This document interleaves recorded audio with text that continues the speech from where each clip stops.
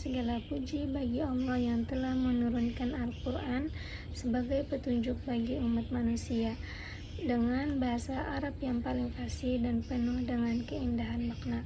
Salawat serta salam semoga senantiasa tercurahkan kepada baginda Nabi Muhammad SAW, Nabi akhir zaman dan rahmat bagi seluruh alam.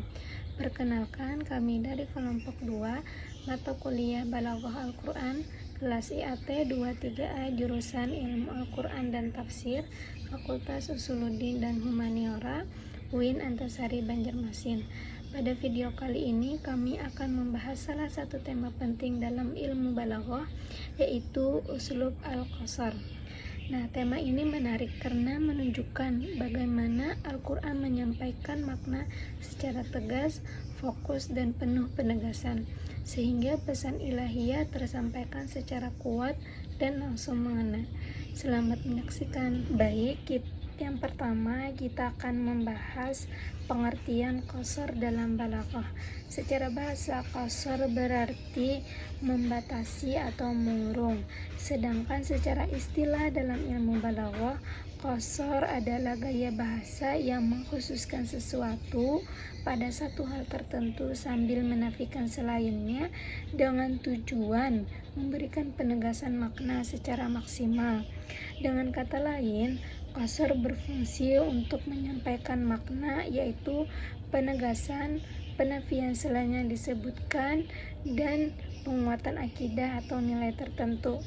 Dalam balaghah, qasar memiliki 4 bentuk utama, yaitu yang pertama ada qasar dengan inama, yang kedua ada qasar dengan mendahulukan bagian yang seharusnya diakhirkan atau taqdim ma haqquhu ta'khir, yang ketiga ada qasar dengan pola negatif dan pengecualian atau nafi wa istisna, dan yang terakhir yang keempat ada qasar dengan ataf menggunakan huruf la, bal atau lakin. Nah, namun dalam Al-Quran bentuk yang paling sering digunakan adalah bentuk inama, nafi wa istisna, dan ma haqquhu ta'khir.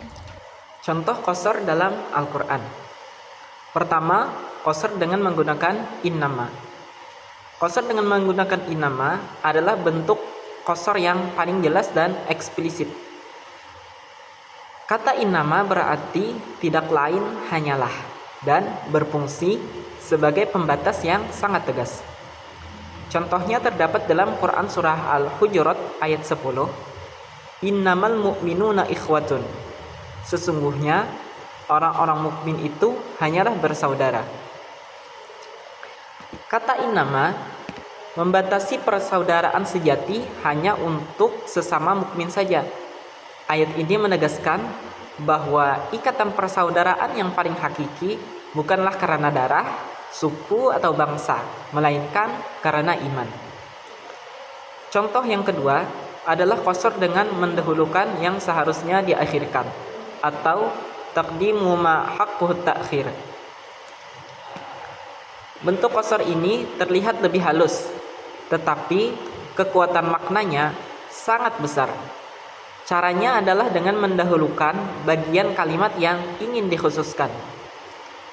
Contoh paling terkenal dan yang sering kita baca yaitu terdapat dalam Quran surah Al-Fatihah ayat 5, yaitu iyyaka na'budu wa iyyaka nasta'in.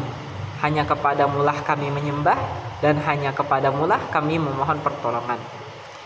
Kita fokus ke kata pertama, yaitu iyyaka na'budu.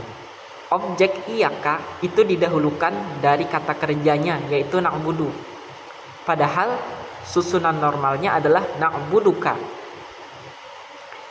Dengan pendahuluan ini maknanya menjadi sangat tegas, yaitu tidak ada yang kami sembah selain engkau. Inilah fondasi tauhid yang dipadatkan dalam susunan kalimat yang singkat namun kuat. Contoh ketiga adalah qasar dengan negatif dan pengecualian, yaitu nafi wal istisna. Bentuk qasar ini menggunakan pola tidak ada titik-titik kecuali titik-titik. Nah, contohnya yang paling masyhur juga sering kita ucapkan yaitu zikir. Itu terdapat dalam Quran surah Ali Imran ayat 2, La ilaha illa huwa. Tidak ada Tuhan selain Dia. Nah, jadi kalimat la ilaha itu merupakan nafi, di mana di sini menafikan seluruh sesembahan yang palsu. Sedangkan illa huwa itu mengkhususkan ketuhanan hanya untuk Allah saja. Ini adalah formula tauhid yang sempurna dan ini adalah formula tauhid yang sempurna dan menutup semua celah keraguan. Untuk selanjutnya kita analisis. Mari kita bedah satu ayat yang menerapkan qasar secara sangat jelas, yaitu Quran surah Az-Zariyat ayat 56 yang berbunyi, "Wa ma khalaqatul jinna wal insa illa liya'budun." Dan tidaklah aku menciptakan jin dan manusia kecuali untuk beribadah kepadaku. Jadi ayat ini menggunakan qasar bentuk nafi wal istisna, di mana nafinya menggunakan ma dan istisnanya adalah illa. Wa ma khalaqatul jinna itu nafi, illa liya'budun itu adalah istisnanya. Jadi di sini dijelaskan tujuan penciptaan jin dan manusia itu dibatasi hanya pada satu tujuan utama, yaitu ibadah. Secara retoris, ayat ini menempatkan semua tujuan hidup lain seperti harta, jabatan, dan kesenangan dunia sebagai sarana dan bukan tujuan akhir. Dalam tafsir Al-Misbah, Profesor Dr. Quraisy Shihab itu menjelaskan bahwa ibadah di sini mencakup seluruh aktivitas hidup yang dilakukan dengan niat mencari ridha Allah. Namun pesan utamanya tetap jelas, yaitu hidup memiliki satu tujuan utama yang tidak boleh tergantikan. Kemudian pembahasan yang selanjutnya, yakni yang kelima, adalah relevansi qasar dalam kehidupan modern. Di era modern seperti sekarang ini, kita bisa menerapkan qasar dalam hal-hal berikut. Yang pertama, filter informasi di era modern, di era hoax. Di tengah banjir informasi dan disinformasi, qasar mengajarkan kita seni klarifikasi. Sebelum menyebarkan berita, kita bisa menerapkan, benarkah hanya ini faktanya? Nah, ini melatih kehati-hatian dan ketelitian. Yang kedua, yakni manajemen prioritas. Hidup modern sering membuat kita kehilangan fokus. Qasar iyyaka na'budu mengajak kita bertanya, apa satu-satunya tujuan utama hidup saya? Lalu, khususkan energi dan waktu untuk ini.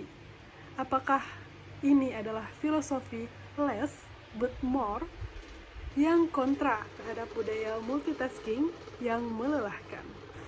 Yang ketiga adalah mempererat ukhuwah. Qasar innamal mu'minuna ikhwah sangat relevan di era media sosial yang sering memecah belah. Ia mengingatkan bahwa ikatan iman harus bisa mengatasi semua perbedaan. Di dunia yang terpolarisasi, prinsip ini bisa menjadi penyejuk. Yang keempat, spiritualitas yang mendalam.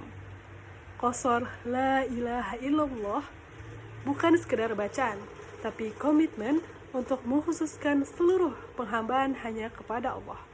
Ini adalah obat dari kegalauan eksistensial modern, di mana banyak orang mencari validasi dari likes, followers, atau pengakuan manusia. Kemudian yakni kesimpulan. Yang pertama, qasar adalah salah satu uslub balogi yang menunjukkan keindahan dan kekuatan bahasa Al-Quran. Yang kedua, ia berfungsi untuk menegaskan kebenaran, membatasi makna, dan menguatkan akidah. Dan yang terakhir, dengan memahami balaghah, kita tidak hanya membaca Al-Quran, tetapi merasakan kedalaman pesan ilahiyah. Mungkin itu saja pembahasan dari kami. Mohon maaf apabila terdapat kesalahan. Wassalamualaikum warahmatullahi wabarakatuh.